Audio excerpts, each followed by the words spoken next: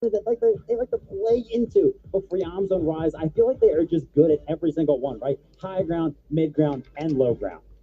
You talk about high ground. Let's talk about a duo contesting that high ground. It's your FNCS Invitational winners, Cammy and Seti.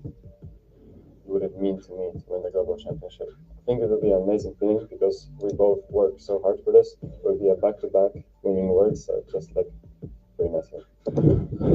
What will it mean for me winning the global championship? It will mean really a lot because the prize pool is like 4 times higher than it was the last time, and we will win back to back, so it will be really nice to win again. The team with all the pressure on them, right? The reigning champions. People see them as. Have we got some Cammy and Seti fans in here? Anyone in here support Cammy and Seti? There it is. They're here. They're here. Me as well. I should start cheering because, yeah, you mentioned it, right? Going for the back-to-back at international events. I guess the biggest question for everybody, Levin, can they do it?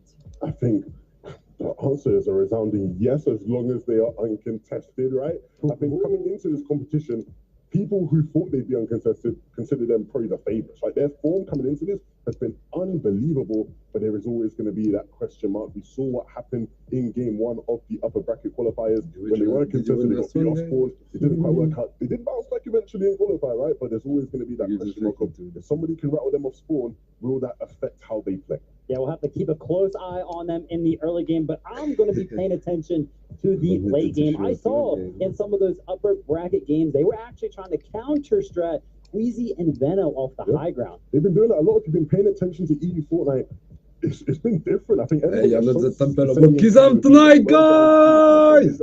Where's the fight? But they've been looking at height. They've been playing for height, and they've been pretty effective. There were a couple of games where they were flanking Queasy and Veno on height. Those guys had no clue who was in the storm, but it was Seti and Cammy. These guys are ready. They've improved their games. What I'm talking about, y'all are losing your minds.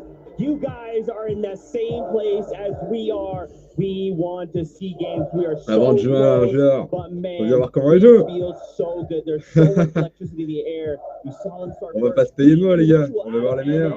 Allez, en avant. Well, what can they do here? We've been talking a lot about how everybody has been Trois playing mondiales ou some of these trois games. Well, what about the eliminations on day number one? Both of them, a part of this duo, finished in the top 10 for individual eliminations. 10 and 11, respectively, for a combined total of 21. They were popping off, right? And that's the kind of thing, especially when, we want to see controller players representing, he's a controller player. I think when it comes to how they play in this server, they need to stick to what was working with them. Be aggressive as possible when you can. That's right, guys. I'm getting word we are so close. So let's kick it on up to Jacob PR and MDF to keep this moving. Thank you so much, Zeke. Let's keep this show on the road. I'm so excited here. It's game one in just a few moments. Español, motherfuckers. That's right, and you already know it's going to be explosive. So as we start the gear up now, let us do it. Dove sono los flagos? Pop, pop, pop, pop. Ah, ça veut dire que c'est intéressant. Ça a été fait. Game number one of the grand finals is upon us. We already know what is in store. Nothing but explosive action and early game congestion. Yeah, we got a couple of off-spawn fights we've seen before. We got even more than that today for the first time. And I think the crowd already knows which ones they want to see right out of the gate. It's only a matter of time before these players actually drop down on this map. And there goes the first one. The crowd, everybody's been waiting for this one. The rematch, Thomas and Malapuka versus Kanata and Agers. Kanata said it. He has the best drop. He's always going to touch first. And they do just that. But Thomas HD does have a weapon as well. Kanata has a side angle here onto Thomas HD. And he draws the first tag. It's a trade. But he gets the full finish. And he won't get healed. And now, Kanata and Agers are on top game number one. We've already seen what they can do with the freedom of their drop spot. First place throughout the day, but they ended up in second. They're looking to mimic that type of play Cammy and Seti, even though they might have been contested to start day number 1, they were able to pull through. They pushed that team away, and now they have claimed Frenzy Fields as their own. What an incredible set of eliminations over at the racetrack. But look, Seti and Cammy have to as well. Who would have thought they would have been contested here on the drop? So the Frenzy Field is not safe at all. This is a little bit of that replay. That's Datus and Stain, and a monster shot already coming out from Seti. He finishes that one. On the other side of things, you've got to imagine Cammy chased them down. A huge start for our European powerhouse. And vamos for Kitos and PH Zin also sitting at 2 eliminations here. That means the Shady being fully contested. They win their all-spawn fight. What a grand finals this is already. Multiple teams going head-to-head. It's Sphinx with the clutch up on Cammy and Carmi and Vanyak there.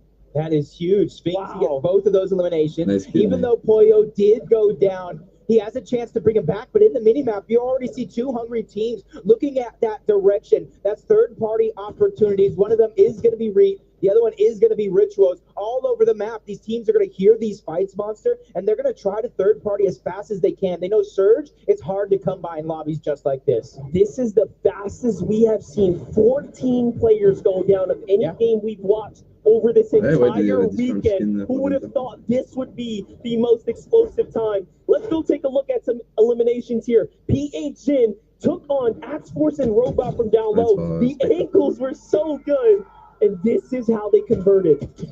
Then a little game of hide and seek with Roban. Axe Force trying to do the same thing, but he's just getting spotted out from all angles. PH Zin looking like a Christmas tree ornament at the top, and he definitely uncovered his presence, and that's 8 points. His eye drop. But hold up. Hold that thought. We have Podesai. We have Snazy already finding an elimination here. They're just going to hold on to the down body. And we already know what they want to do. They want to keep this body up and healthy to try to farm as much Surge as possible. That's the way you play it. MA Podesai, MA Snazy have worked so hard to get here. We saw the difficult hurdle that they have to overcome just to get here.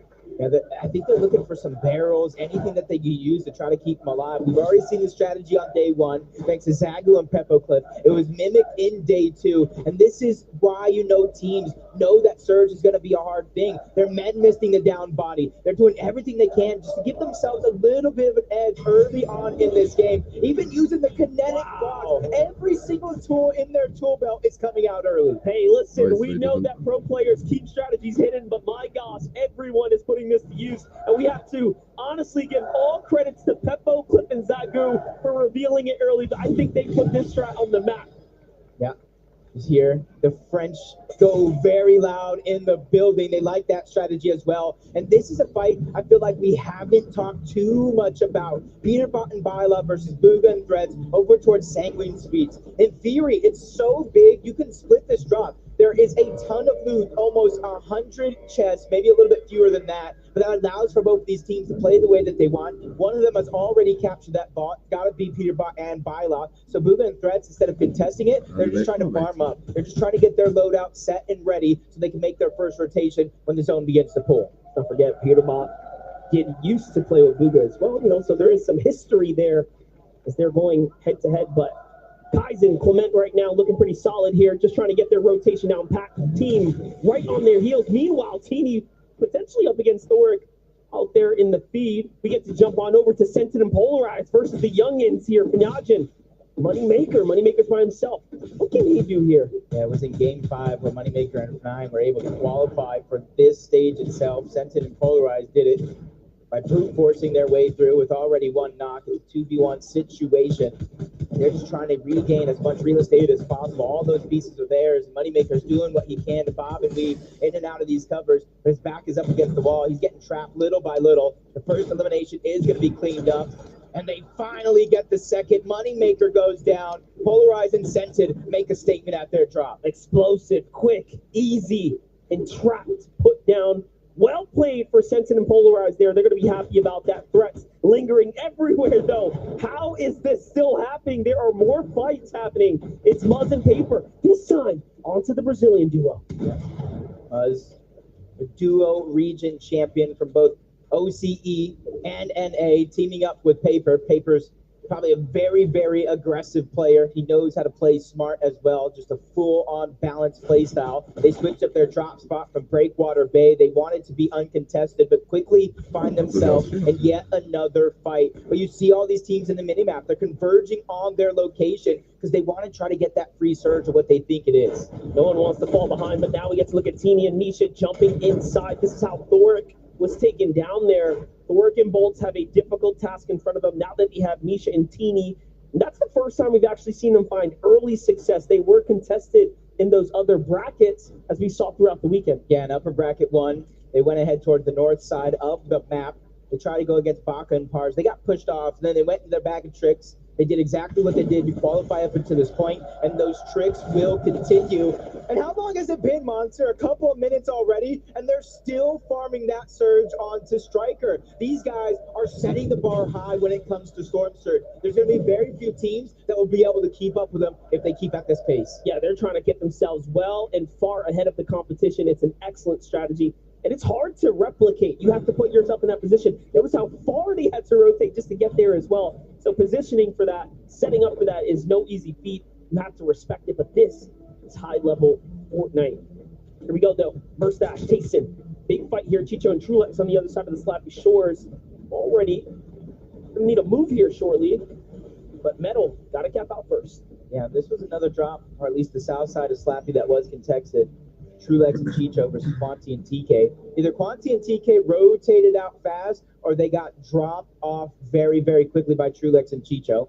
Find out about that later. But Acorn and Cold, probably one of the most dominating performance in the upper bracket, in the international stage for all that matter. They're looking to try to continue that run, but right out of the gates, we knew they were contested by both Pink and Vico, and it looks like both of these teams might have decided to split the drop. It's only game 1 of 6, so that could change very, very quickly, but they're trying to feel this lobby out. It's a much different set of players than they faced in that upper bracket. Extremely proud of what Team Dignitas and Agent have been able to put together with their rosters. The performances are amazing. And again, grand finals, of course, is what matters most. We'll see where everyone ends up. But Flixie, Gripey here, seem to have been getting into a little bit of a hustle, a little bit of a fight here against our favorite Mr. Savage and Badil. Badil's one of the most dangerous when it comes down to toe-to-toe battles and defending in situations like this. But there's nothing you can do against two of the best. Flixie, Gripey, they closed it out. Yeah, they've been battling it out almost all year long, from major qualifiers to major grand finals. Flixie and Gripey, you know what? I think they're a little underrated at this point. I think everybody who qualified for this lobby is dangerous. They need to be able to come out on top in a lot of these exchanges, and you cannot overrate any of your opponents at any stage of this game. There's 2 reasons I wouldn't want to go toe-to-toe in an early box fight with. It's anyone from the previous NA West, now, of course, NA, but also EU players, and unfortunately, that's exactly who were the ones asking those questions. Pixie and Cheatin', however, though, are going to fend off several pair of EU ones themselves. This is match 1 of the grand finals. Things are already heating up. 81 players remaining in the lobby, and Pixie gets punished. That's a huge amount of damage. Both of them getting dropped down low. Luckily for them, they do have the med miss at the very minimum, so they can get themselves up to tip-top shape. Mixon and Baja are the ones dealing a lot of that damage. They have the early game high ground, and they're willing to stay in Storm a little bit, even though they don't have any HP heals, because they realize how hard it is for Surge. You can find bandages, you can find berries, you can find a leftover med kit, but it's that Storm Surge that you're not going to be able to find for free. They're very behind on material, so we'll see if they can bounce back. Duke and Edgy, what a performance we saw, arguably stealing away a moment of the weekend. The clutch from them, honestly solidifying their position, their placement here amongst the best. What are they going to be capable of here this weekend? Duke, that clutch was just absolutely insane, and how supportive Edgy was as well. Just shows the chemistry between these two and why they are an NA FNCS champion, why they are playing in a lobby just like this. A lot of the players here know how to win in their region. It's the international stage that takes just a little bit more effort. Kaizen and Clement quickly trying to rotate. They're one of the teams. They just don't want to get stuck too far out in the zone. And I think if any of these 2 days have shown you anything, is you don't want to get stuck behind the rest of the lobby when they're trying to hold you out. It forces you to waste your heals. It forces you to waste all of your resources just to make it into the zone very, very early on. Super proud of Worthy and Alex again, representing for OCE, the only team and duo from the OCE region to make it to the finals stage here, and they already have an elimination, something to be extremely proud of. They're on the move here.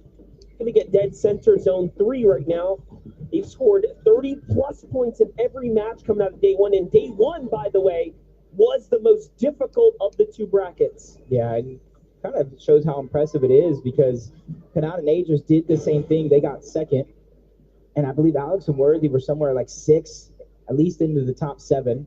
Reason and Yanis here over towards Breakwater Bay, and they were traveling a lot. What they're trying to do here is they're trying to go to the slow side of the zone where the least amount of players will be sitting, trying to hold them out. The only worry that I'm going to have for them is where they're going to get their surge from. Have they got enough with those 2 eliminations already? Because as we know, those off-spawn battles, they don't give very much storm surge compared to what you're going to get through the mid and that late game. Yanis picking up the steady hands augment there as well, just waiting to really decide what direction he's going to take his augments in. You have to also now look to study those decisions moving forwards. But here we have AJS Moby, AJS Larpex, of course, joining up together here. The Rumble Ruins is their home at the moment. They're just looking around for surge tags, nothing yet. NA options in the distance. EU options here on the mountain with Vask. What's it going to be? Here comes the Rift Island. Ooh, this is going to get good. In day 1, we didn't see too many teams try to contest it. In day 2, it was like a house party on top of Rift Island. Everybody wanted to join, and it does look like Hannah and Vasquez might be the first ones to try to contend it. They did get it in game 1 of the lower bracket, and that was a huge part of their success very, very early on. They were able to keep up the pace and eventually qualify for our grand finals here today, and they're looking to try to mimic that. And you see there's not very many other players that are going up towards Rift Island, so that might be a free 15 points and very, very valuable slurp juices. Exactly. For those of you in attendance here, for those of you looking back at this island is worth 15 points if you can secure the objective. It is going to draw in the lot of the players. If you can get 15 points, that is the equivalent of 3 or 4 eliminations worth of points there. So it really can set you very far ahead. This becomes a very interesting time to play the game now for Miro and Cooper because they have decided they want to fight for it, and they are a very dangerous team when it comes down to them making a decision and sticking to it. They'll commit. Yep, does look like, though, Vasquez and him were able to capture it. They were there first. If there's 2 people going ahead and capturing it, it goes much faster than if it's just a solo. So Cooper and Miro, they're ready for that extra prize, the alternative, the height, the elevation. That way they can get surge. But Peppo, Cliff, and Zaku in another fight get through, and Mshari over on the other side, just battling for those pieces. Mshari just sitting high up on that mountain. He's not really worried about his teammate. He trusts him to play safe, and that's a massive amount of trust in a lobby just like this. I can't believe it. I can't believe he didn't go down there to try to support. He says, hey, man, you have this. Defense comes out of room, plays very well, and now they're above the surge as Mshari is finding tags here in the process, too.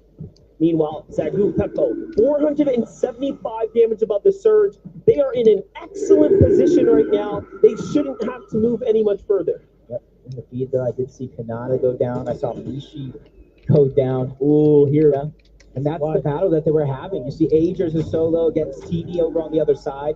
Steno and Lushi might possibly be looking to take advantage of this opportunity, but that's Acorn and Cole down their sides. They know 23 above the damage threshold. It's enough to not have to worry about Storm Surge actually doing damage, but it's not enough for comfortability. So they're on the hunt for even more, but they're just on the receiving end of so many other players trying to put their hand in the cookie jar.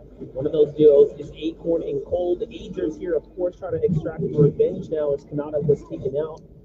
He still finds himself very comfortably in the safe zone here, so he'll be all right. And have some extra heals, of course, remaining. It's going to be pretty tough to play this one out. Yes, they have 2 Elans. You have to see how Teeny turned that fight around. You have to wonder what went wrong. Kanata caught out, looking for tags and low on HP. Teeny and Misha waste no time finding that one.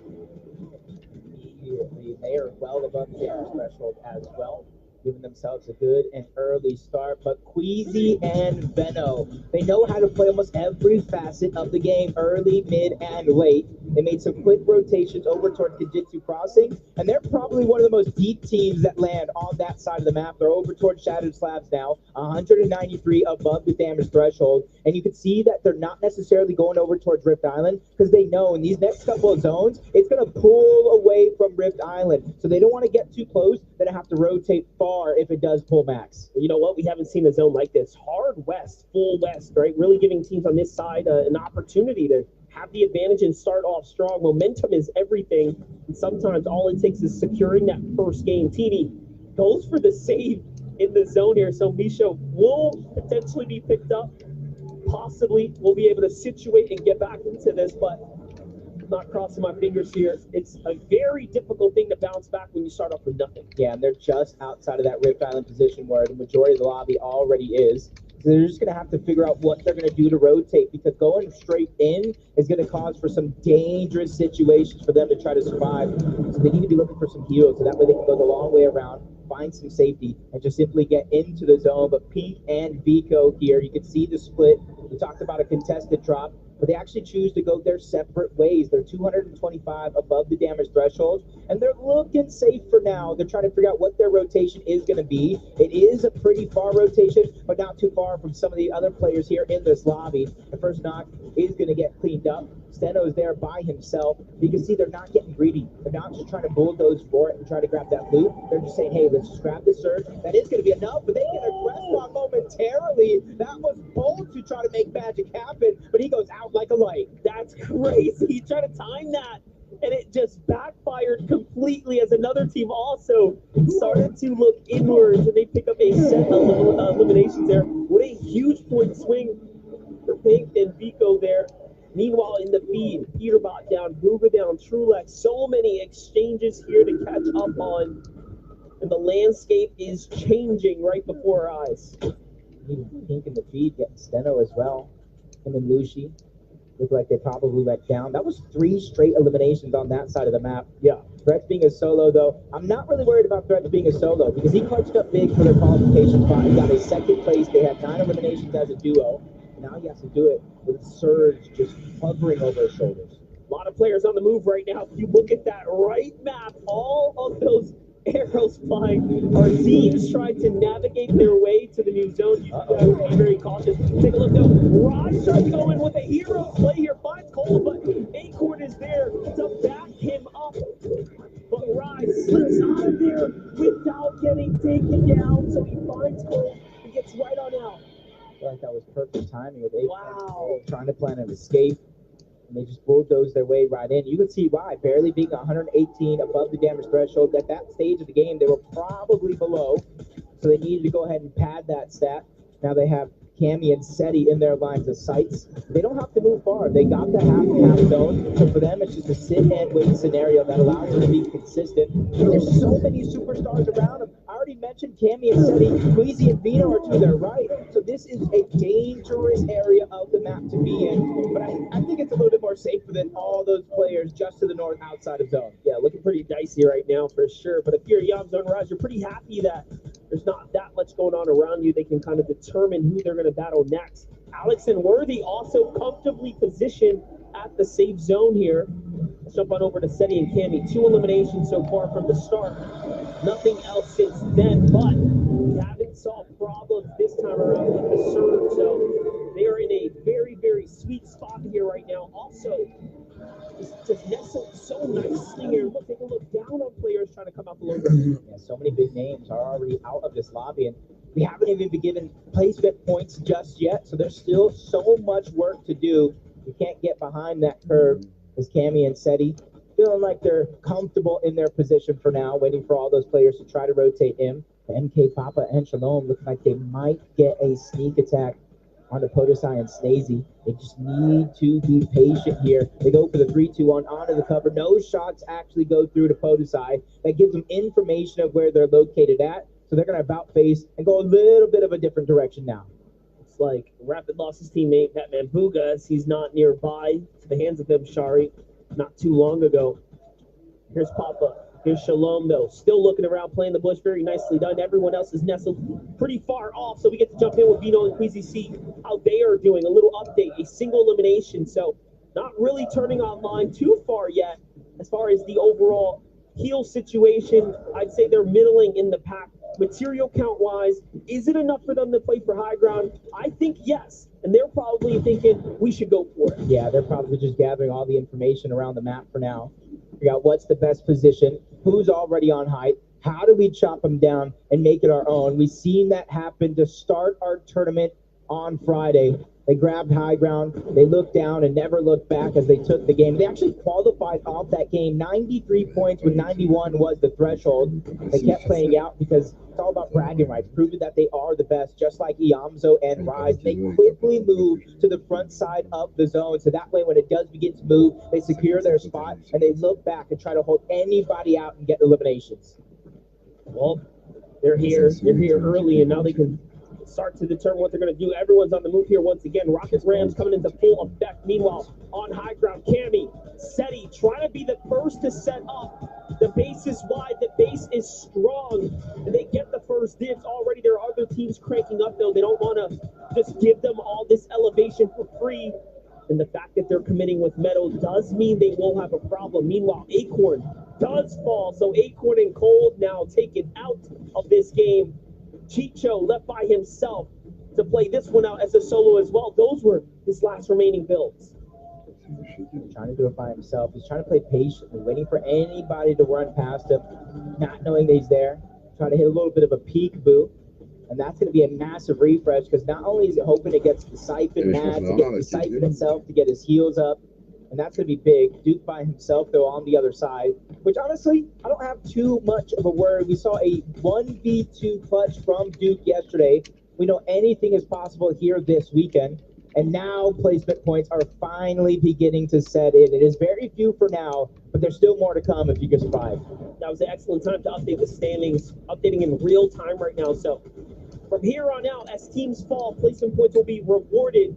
It is really about surviving this gauntlet of action to come right now. The Surge is equally active. Worthy is going to find the solo Mshari. Big pickup for him. And Footsie and Gripey leading here with 5 eliminations now. First time the zone team gets right in front of him. He tries to see for the box up, but no, it's more important to stay safe right now. Look at the rotates here. You love to see it. Excellently done. Let's see, Redbeard really playing well right now. Yeah, sacrificing some HP. That way they can go to the front side. The high ground battle is going to begin. Cammy and Seti, Vino and Queasy with the bounce pad. The fadeaway shot unsuccessful from Queasy and Vino. So the kings of the FNCS Invitational are still on the high ground for now.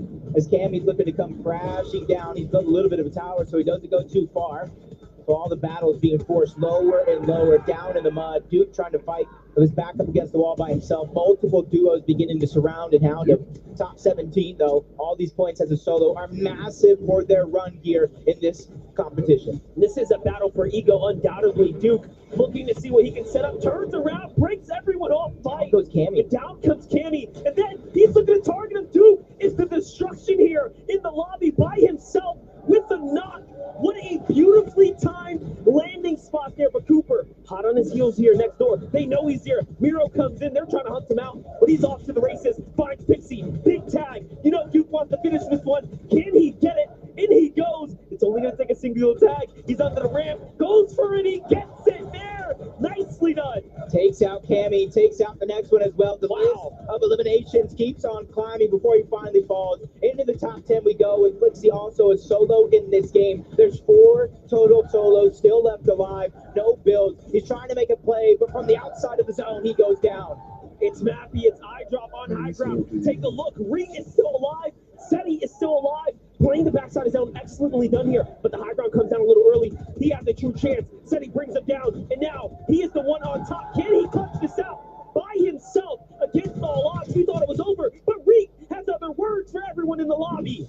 He goes down into that top 4 we go. The only solo left alive, well, you saw him moments ago. It is going to be Seti. Cooper and Miro almost won a game yesterday. It was stolen away by both Price and Chubbs. Now they're going for some toe tags on Apoyo and Speaks. NA counterparts going at it. I drop on the other side, but he gets taken down by the NA duo. Huge shot by Miro, trying to go back to back, but they fall down the mountain. That's going to allow for Apoyo to survive momentarily. But Cooper hot on the chase. He sacrifices himself to go for the elimination. Seti out of nowhere. Final two teams. Miro's trying to stay alive, but there's one duo still left alive, but it's actually a knock. Miro versus Sphinx. NA versus NA to take game number one. Incredible that NA will secure this here, but talk about the turn of events here. Miro taking down Seti, putting his name in the conversation. People forget what Miro is capable of, but now it's a 1v1. Old blood versus the new, basically. Miro showing, hey, I'm the big dog of the region. Sphinx says, I want to prove that I can do it. We already know he's got the mouth in him, but can he put the bullets where they need to go? He needs to put some respect on his name. Miro running out of builds. That's his last chance. He falls all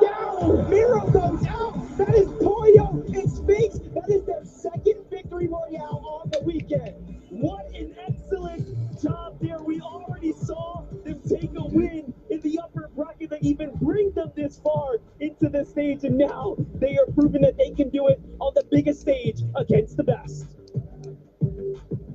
That's going to be it from us, though, because I want to hear what they have to say about being the only team with 2 wins on the weekend. Boys, you proved you can get a victory royale on LAN in the upper bracket, and now you proved you can get a victory royale in the grand final. Talk to me about those last moments in game. Did you manage to talk less? I would say so, a little bit less. I think my comms are more clear. I mean, you were having to come for yourself in that 1v1. How did you manage knowing someone was above you on the high ground? I just have the best awareness at this LAN right now. So, like, obviously I know there's a ban above me. I'm just like that. But what are you thinking, though? Because he can jump on you at any time. I'm thinking I think 25 builds about, and I'm best fighter, best piecer. So I was like, all right, I'm gonna just go up, turn upon. That's what I did.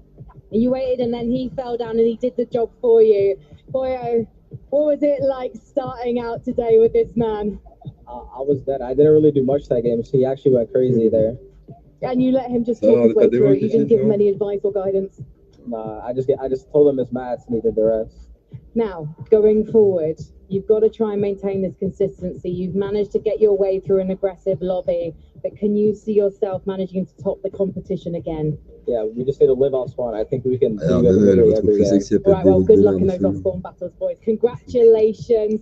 Everyone, give it up for Sphinx and Poyo! Oi! Bravo les mecs!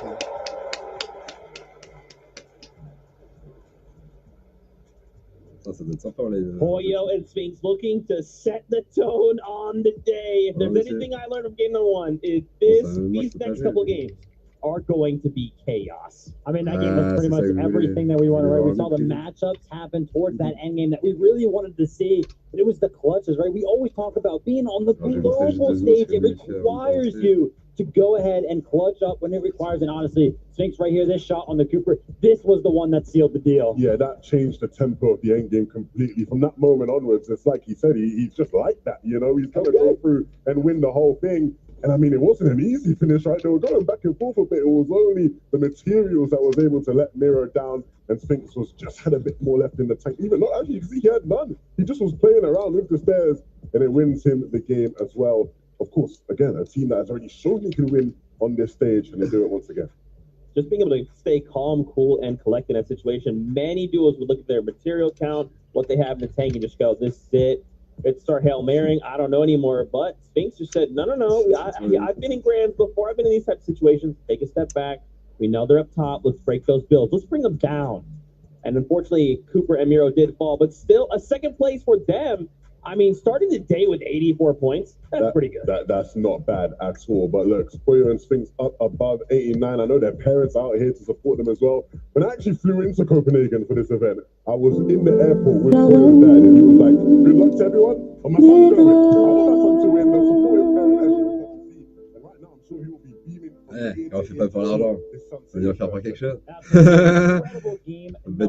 Listen, we gotta talk about some of those higher profile. Deuxième emplacement. Trop tard, la portée. Third place, Y'all fun wasn't what we Dernier expected. I mean, it wasn't, right? But it did so well, right? We tuned into it. J'espère que vous allez bien. Et ça marche pas aujourd'hui, 23 de Dans cette ère spéciale. Ça me fait très plaisir de jouer, donc déjà je suis un peu plus joyeuse que d'habitude, je crois. Et je vais vous chanter surtout des chansons de mon album Les Five, qui est sorti il y a 1 an et demi, mais je sais plus si ça fait 1 mois ou 7 ans, du coup. Donc voilà, ceux qui ne connaissent pas, c'est un album plutôt triste, que j'ai relu beaucoup après la pandémie, avec beaucoup de chansons un peu apocalyptiques en fait. Je n'ai pas trop réalisé, mais beaucoup d'espoir quand même. Il n'y a jamais de descente aux enfers totale. C'est genre, je m'arrête juste avant pour remonter, quoi. Donc j'espère que vous serez OK pour descendre et remonter avec moi. C'est important que vous soyez dans la même énergie que moi, ou pas, d'ailleurs. And ending third place, my bad, Seti. I mean, I know you're king of consistency and stuff. If we just do that a couple more times, we're in for the running. Queasy and Veno as well performing. I thought it was interesting. Like, I love seeing how all of these players in the lobby kind of act.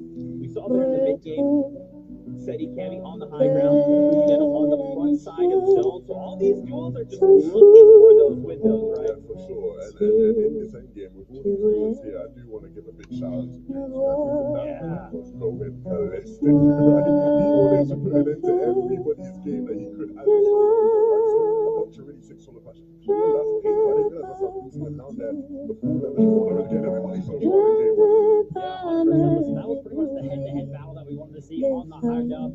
Honestly, though, Campy and Seti picked up 4 points for that. I was really impressed with you here. I thought the IGL late game calls were really good.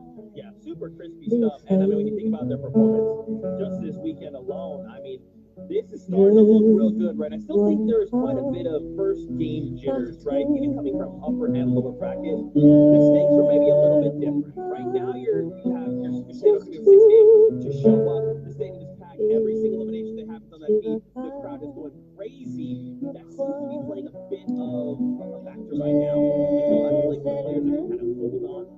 Will kind of make it hard. Yeah, I mean, listen, it's all about you. Soaking it all. Really taking the crowd here and like kind of playing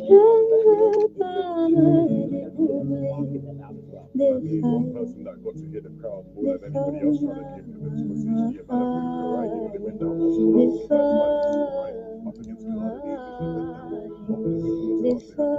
You want to get into the swing of things, especially with all the cheese Thomas and them were getting coming into things. Again, when you go back into that off-one fight the next time round, how do you now come into it mentally? You don't want to have to sit there and watch the whole game all over again. Yeah, I wanted to highlight very quickly just a couple of these strategies where we've been talking about these pocket strats. Portisai, Snazy coming out with the let's go ahead and take the kinetic rock all the way across the map. Let's take this body. Let's get surged. Absolutely crazy. I do want to talk more about this, but I'm getting word. We are ready to get back to the action. We have game number 2 upon us. So, Catherine, over to you. Games.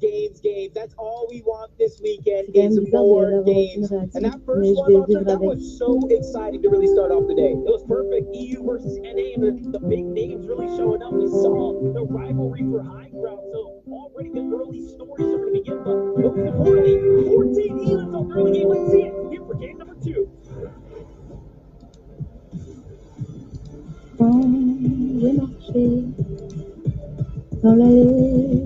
We're in it. We're here to win it all. A huge early game that was won by both Boyo and Speaks, and they carried it all the way to the end. I said they were the first team to get to this weekend. Will they be the first team to go back to back and get their third victory royale on the weekend? Only time will tell for that one. But the rematch is probably something everybody here in the arena wants to see. Thomas, Dangerous, let's get it. Speaks is going to be able to watch it in the distance there too. So, who's going to be the first three shots coming in this time? It's Malabuka gets tagged, so does Dangerous. So both sides already, and Malabuka gets the weapon. He finds Dangerous with a huge tag. Kanada's already down, and they're finished. They're done. That was a huge start for Malabuka. Gets that havoc suppressed, and immediately goes for it was him. It was actually him. Getting tagged out of the sky. L'année est passée. We saw the contested fight in the replay. The first game, Cammy and Seti get pushed off the actual board. So it is going to start as a little bit of a split drop here over towards Frenzy Fields. It really shows us that they were caught off guard game one for the 50-50.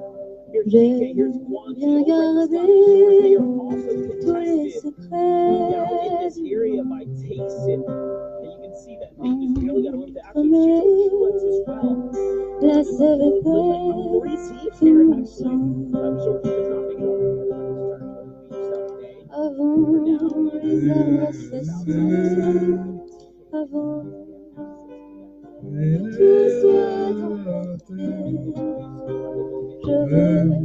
Je veux tourner dans la ligne, entendre les cigouillas pleurer.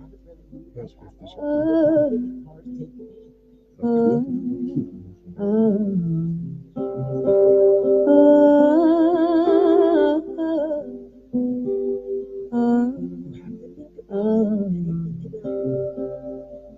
quand j'ai marché dans l'allée, j'ai respiré en entier pour une fois. With their drop spots to try to sneak up on some teams, that inevitably was what got them across the finish line. And it's only a matter of time before Baka and Park will be in this direction, no matter what the result is. This is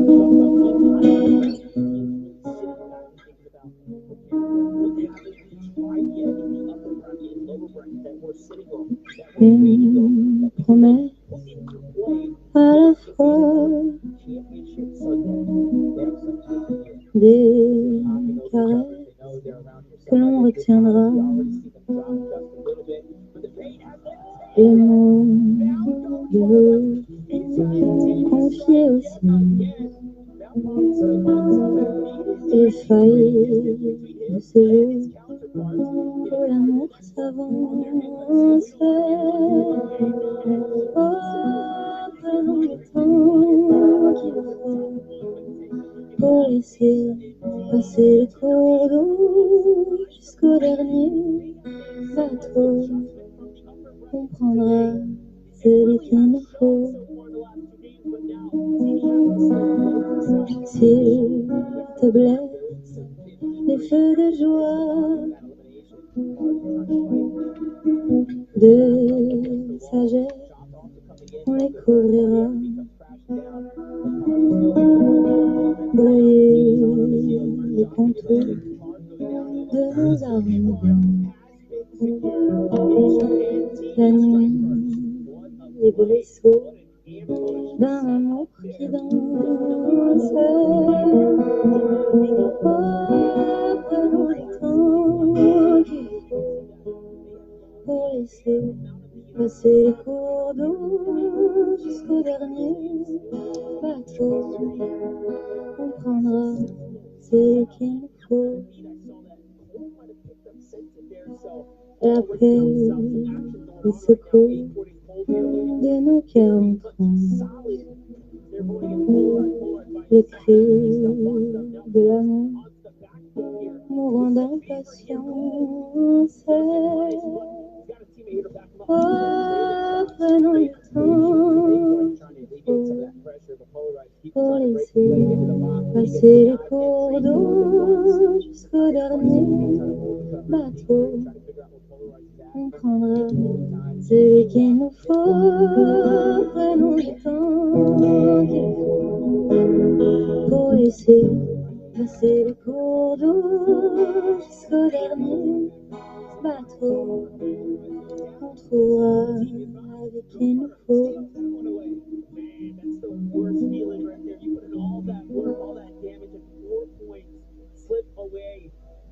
Rock and roll, babe. On arrive à un de mes moments préférés du spectacle, qui est un spectacle que j'ai créé spécialement pour vous, parce que d'habitude j'ai des musiciennes. Mais là, je me disais, pour recommencer en douceur et pas brusquer personne avec mon rock'n'roll hardcore, je me suis dit que c'était pas mal d'être seule. Et donc, je ne sais pas si vous connaissez Le Voyage de Chihiro, qui est mon film préféré au monde entier. Franchement, j'ai cherché à le détrôner, mais j'ai jamais réussi. Alors si vous avez des suggestions de dessins animés, parce que c'est pas un film, mais un dessin animé mais meilleur que Chihiro, avec une meilleure histoire, des meilleurs dessins, des meilleurs personnages, je prends. En fait, il y a une petite chanson à la fin. Elle ne veut pas s'accorder. Voilà. Non. Il y a une petite chanson de générique de fin que j'aime chanter, qui me rappelle mon enfance et qui m'apaise. Et c'est un peu à cause de Chihiro que j'ai commencé à apprendre le japonais. Je ne suis pas du tout forte en japonais, parce que les gens, à chaque fois que je dis ça, ils me disent « Ouais, du coup, tu peux me dire ça ?» et genre me parler du triangle isocèle en japonais. Je suis en mode « Non, pas du tout. » Mais voilà, je vais vous la chanter. Vous pouvez pas la chanter avec moi, sauf si vous êtes japonais, du coup. Mais vous pouvez l'entonner, faire la la la chez vous.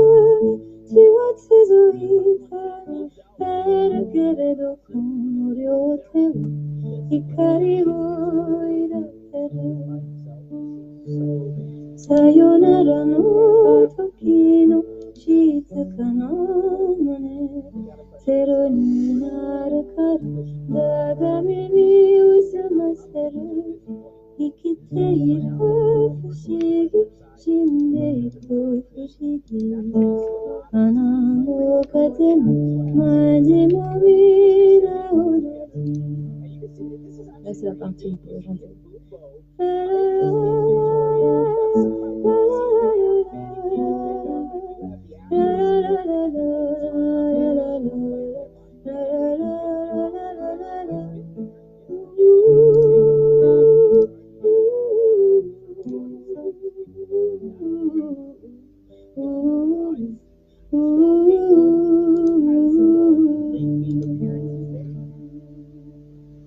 J'espère que vous allez chanter. Hein. C'est important pour ramener le beau temps.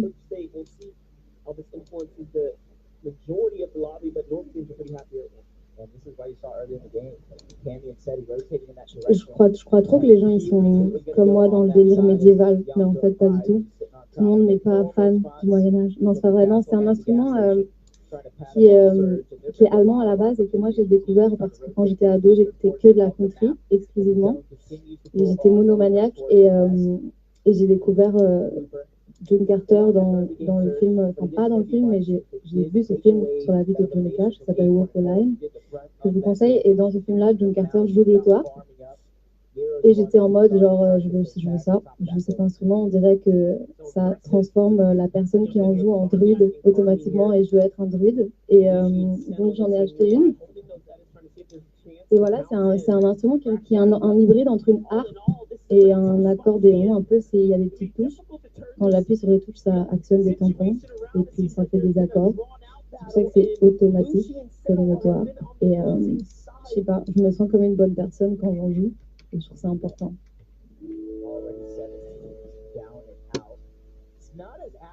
Si les rues sont si grandes, c'est pour respirer. J'ai un oiseau dans le vent, je l'ai transporté jusqu'à toi pour le sauver. Entendu sur tes cieux, un voile de flocons, c'est le toit qui habille les toits des maisons quand le ciel te fait des dons. C'est dans l'endroit élevé pour les oiseaux. Ils viennent s'y reposer quand leur cœur est beau.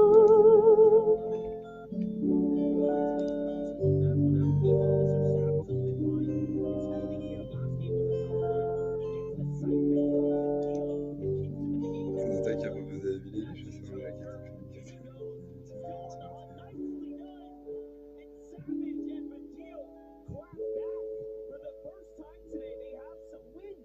J'ai frappé à ta porte sans te prévenir. Putain, c'est quoi ce bordel? Des amours, t'as su me cueillir dans tes bras pour me guérir. Je reviendrai m'attendre près du parc Laurier. Si tu savais m'attendre.